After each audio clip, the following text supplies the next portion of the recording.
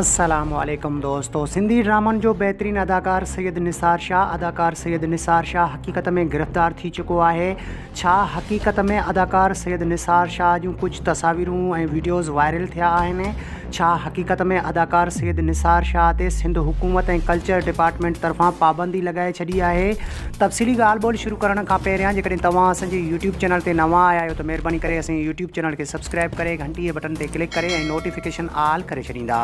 Subscribe करण सां अवां जेको बैलेंस कोन वेंदो पर असांजी काफ़ी हौसला अफ़ज़ाई थींदी ऐं तव्हांखे बि वधीक वीडियोज़ ॾिसण वटां मिलंदा। हलूं था पंहिंजे मेन टॉपिक तरफ़। त सिंध जो बहितरीन ऐं नाले वारो मशहूरु अदाकार सैयद निसार शाह जूं कुझु तस्वीरूं ऐं वीडियोज़ काफ़ी सोशल मीडिया ते वायरल आहिनि।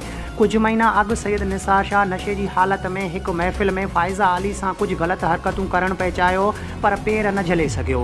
हींअर हिकु महफ़िल में सैयद निसार शाह हिकु औरत सां ग़लति हरकतूं करे रहियो हो त हिकु नौजवान गैरतमंद उनखे रोकणु पिए चाहियो पर उन ई नौजवान खे वरी रोकियो वियो। यादि रहे त अदाकार सैयद निसार शाह हर रोज़ु पंहिंजे ओताक़ ते इन तरह जूं हरकतूं कंदो आहे ऐं हर रोज़ु पंहिंजे ओताक़ ते मुजरा बि कराईंदो आहे ऐं केतिरनि ई सिंधी अदाकाराउनि जूं ज़िंदगियूं बि सैयद निसार शाह तबाह कयूं। अदाकाराउनि खे मशहूरु कराइण जे चकर में सैयद निसार शाह उन्हनि जूं ज़िंदगियूं तबाह कंदो आहे।